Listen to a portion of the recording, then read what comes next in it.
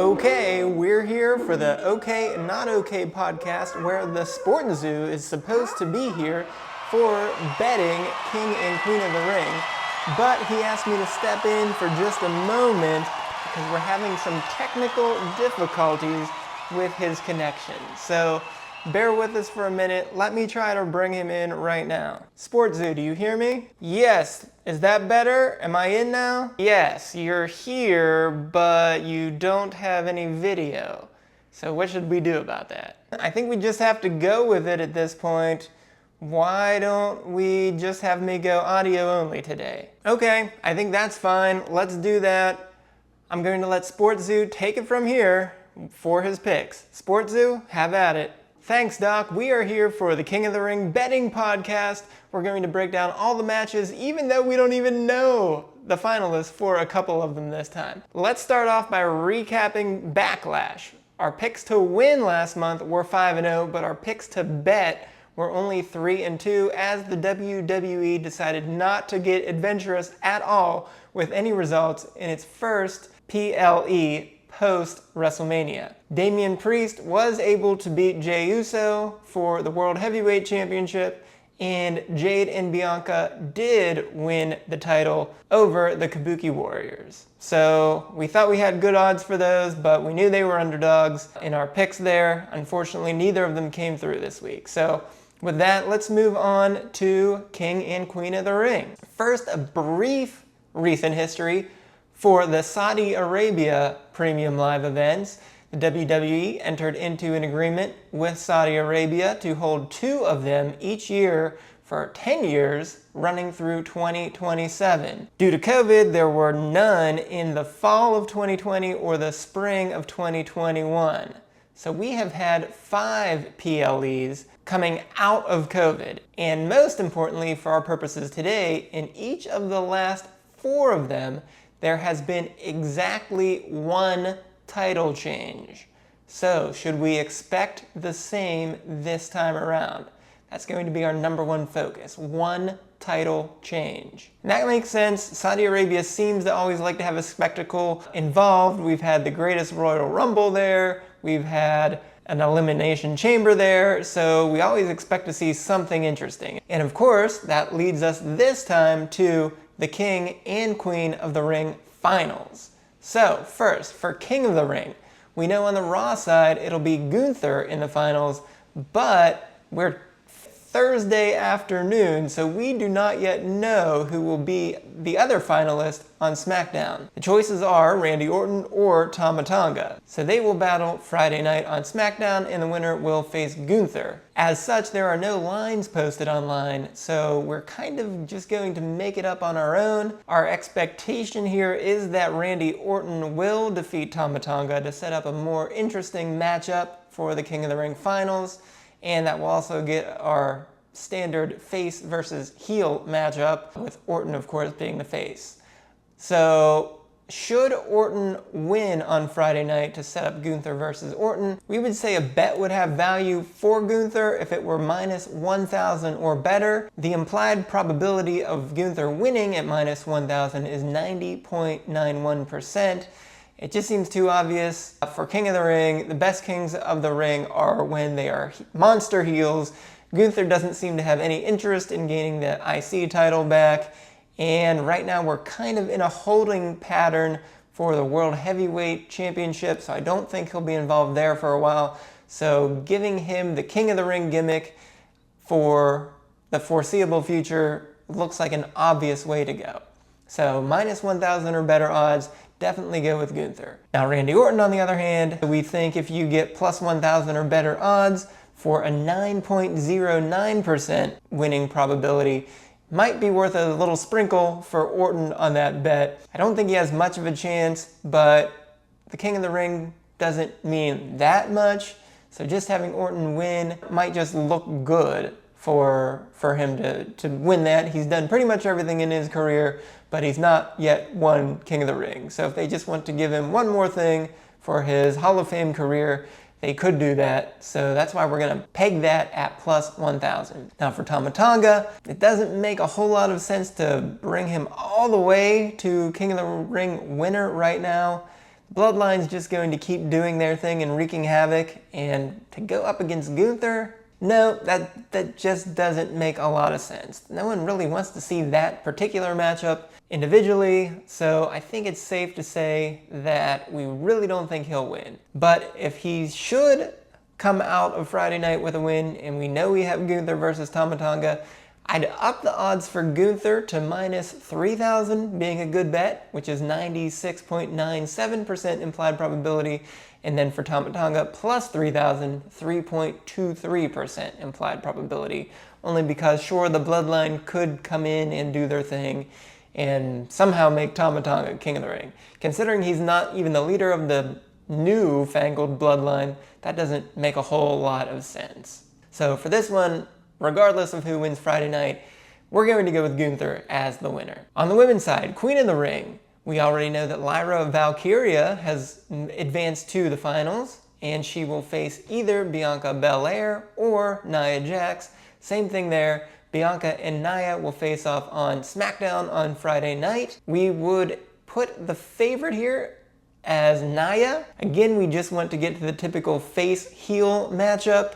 Lyra is obviously a babyface right now as she's aligning with Becky Lynch, so we would expect her to face a heel in the finals, and then again, just like Gunther, we would expect the heel to win the Queen of the Ring, and Queen Nia just seems so perfect. I don't think she's going to win the WWE Championship from Bayley anytime soon, but she'll always be lingering around top contender status. So if she wins Queen of the Ring, we could at least keep her away from Bayley for a little bit while she does royal type things, I suppose. So nonetheless, we like Nia to win for that reason.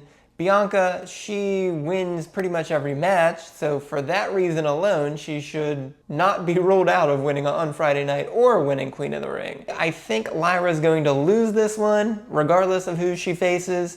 She is a rookie. She's had 3 matches. She's 3-0. That's really a great start. Making it to the final of Queen of the Ring is a really good start to your main roster career no matter what. So a loss here is not going to hurt her. So if Lyra faces Bianca, we think a good value bet for Lyra would be around plus 500 for 16.67% implied probability to win. And for Bianca, the flip side, minus 500 for 83.33% to win. But if it is a Lyra versus Nia match, which is what we are expecting, we'll make those odds even wider. Lyra would then be plus 1,000, 9.09% as a good bet, as we think there's less chance for her to beat Nia. And then Nia, a good bet, minus 1,000 or better odds for a 90.91% implied probability. Sticking with the women, let's move on to the Women's World Championship. Becky Lynch comes in as the new champion against Liv Morgan. Now these two matches are slightly tied together because Lyra has been aligning with Becky early on in her career, and just this past week on Raw, we saw Liv punch Lyra backstage for no real reason. So Becky and Liv has really heated up over the last couple of weeks. Since Becky won the Battle Royal to become the Women's World Champion, she has not yet defended her title. It's been over a month. She's only been dealing with Liv this entire time. She did have one non-title match that she won against Dakota Kai, but no defenses at all. So right now, Becky is currently a minus 190 favorite. That gives her a 65.52% implied probability of winning. Now, why would Becky win this? One, it's because she has no defenses yet at all. You would think that a champion such as Becky would have at least 1 or 2 title defenses before dropping the title. And secondly, the next Premium Live event is in Scotland at Clash at the Castle, so it makes sense that you would want Becky to be in this event as a fellow United Kingdom citizen. For, in her case, it's in Ireland, so obviously not Scotland, but nearby enough that you think Becky would be a really good, strong attraction for that event. For Liv, why would she win? Well, it's been mentioned a couple times that Liv has never beaten Becky, So if they keep bringing it up, it might be time for Liv to overcome that and finally beat her. Secondly, Liv now says she has her purpose, and it's beating Becky to become the champion on her never-ending Liv Morgan revenge tour, which it seems that she cannot complete until Rhea comes back and she gets a chance to beat her.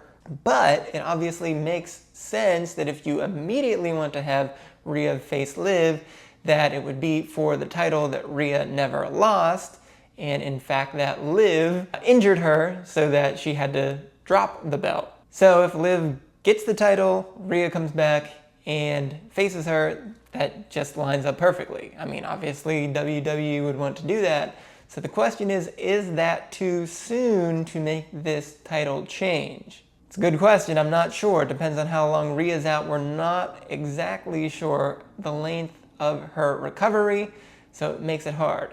If she's not coming back for a while, we might want to just hold this off for a little bit longer before maybe Liv wins at, say, SummerSlam against Becky. But if Rhea might be back within a month, we may want this title on Liv right now, her to face her at maybe Money in the Bank in July. So on top of that, we have a little complication with the Judgment Day and Liv's seeming interaction there. Things have slowly gotten into progress, so is it too soon for Dominic or Finn to come in and help Liv? I'm not sure of that either. I think they might want to jumpstart this right away. It is certainly a very interesting wrinkle that Liv might be stealing Dom from Rhea, or at least aligning with Judgment Day in some capacity. So very interesting. That said, Liv's odds are at plus 145, which is a 40.82% implied probability. Here to me, this seems like a real toss-up. It could go either way. I'm not exactly sure how fast WWE is going to move here, but Becky might also just want some time off. Remember that she was never supposed to be in this position as she lost to Rhea at WrestleMania, so it seemed like she was ready for a break with her husband, Seth Rollins, since it seems that he's going to be out for a while still. Some reports indicate that he could be out for as long as 8 or 9 months, so maybe now's the time to get Becky out of the picture and not come back again until SummerSlam or whenever Seth is ready to come back. So I think there's a good chance we could see Liv win this, Becky get injured in the process, and Lyra step right into the next and first challenger for Liv while we're waiting for Rhea to recover. So with all that said, I think we have at least a 50-50 shot for Liv winning, well above her odds, and we will go with picking Liv to pull off the upset, get the win, and take the title. So Liv will be our pick to win and to bet here. Let's go on to the WWE Championship. We have Cody Rhodes facing Logan Paul. We did see Paul last week on SmackDown squirm his way out of having to defend the United States title in this particular match.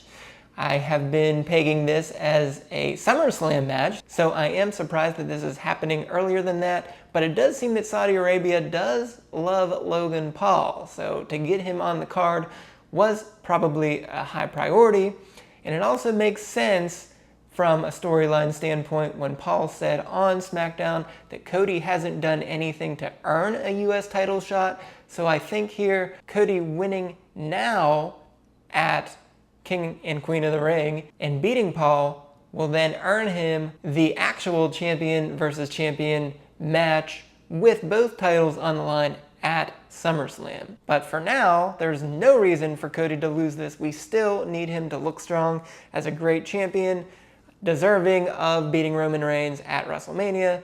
So really it doesn't matter what the odds are here. We're going to pick him, but for our sake, minus 5,000, that's a 98.04% implied probability, but still enough for Cody to be the pick here to win and to bet over Logan Paul, which is plus 1,200 or 7.69% implied probability. There's just no way Logan's going to win this one. The only way he could win is if Cody got injured during the match and said, hey, we need to have Paul, take this title right now. I'm going to be out for the next year. But we know that's not going to happen. There's about, 0.05% chance of that happening in any given match. So Cody Rhodes is our pick to win and to bet. Lastly, and maybe the most interesting of them all, is our triple threat match for the Intercontinental title. We have Sami Zayn as the champion versus Chad Gable and Big Bronson Reed. Sami Zayn comes in as minus 500 on the betting line. That is an 83.33% implied probability to win. So for Sami to win here, why would we pick him? Usually the general consensus is that in a triple threat match, the champion usually retains. That right there in itself is enough to pick him.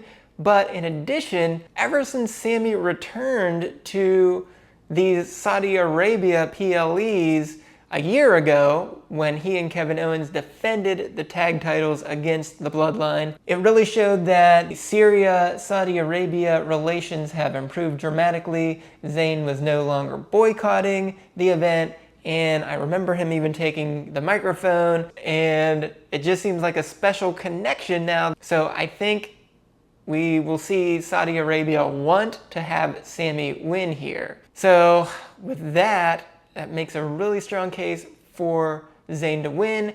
Also, he did lose to Gable in the non-title match on Raw, and usually seeing him lose before the PLE is a good indicator that he'll then turn around and win. Why would we pick Chad? Well, the story seems mostly to be about him and the Alpha Academy, with Zayn as the secondary piece now, almost. So it looks like things will be very interesting when Otis, in particular, turns on Gable and the Alpha Academy breaks away from Gable and maybe fights with him for a while. So the question here, is it too soon for Otis to turn his back on Gable? It does seem like only Otis will be joining Gable for this particular event after Tozawa and Maxine got shipped to the back before the end of last week's match, and Gable will expect Otis to continue to help like he did on Monday night to beat Sami in that non-title match. So it also seems that they have already set it up where Gable will team with the Creeds going forward. In addition to his backstage discussion with Brutus and Julius, it also seemed like Ivy was now not so keen with working with Maxine, both going to the ring and then sitting at ringside after their loss in the tag team match last week. So it does seem like things are moving rapidly here, and it seems like the perfect time for Otis to officially betray Gable. Lastly, Big Bronson Reed, he's really just now seeming like an afterthought in this particular rivalry. Maybe he can do it, only in that maybe Zayn and Gable will be at each other's throats after this, and Reed can move on to battling someone else for the IC title, while Zayn and Gable battle without the title. But that really doesn't make a lot of sense, but it just doesn't seem like the time for him to win. Now, what I think will happen here is that we do get the Otis turn. We see Gable fight with Otis for a while Reed does enough to stay in the mix and battle Sami at Clash at the Castle in the next PLE or at Money in the Bank following. So I think we'll see two little groups split off out of this triple threat match. That said, we've got Bronson Reed at plus 2,500 or a 3.85%. Pretty good value, but not enough to pick here. Gable is at plus 250 or 28.57%. Actually, I think that's really good value. I think he has a 25% chance to win or slightly better, but that is not going to be our pick here either. Sami Zayn minus 583.33%. I don't love that value for sure, but I do think everything that we talked about put together will happen. Zayn retains. He is our pick to win and our pick to bet at the end of the day. So let's do a brief recap. Those were the 5 matches. I do think Gunther and Nia will be the winners of King and Queen of the Ring respectively, even though we don't have the odds. Go back to check where we think that would be worthwhile to bet. We do think Liv Morgan will upset Becky Lynch to take the title and keep the streak alive of having one title change at each of the last 4 and now 5 PLEs in Saudi Arabia. And of course, we think Cody Rhodes will continue to roll along and get another win, and we will go with Sami Zayn to retain the IC Championship.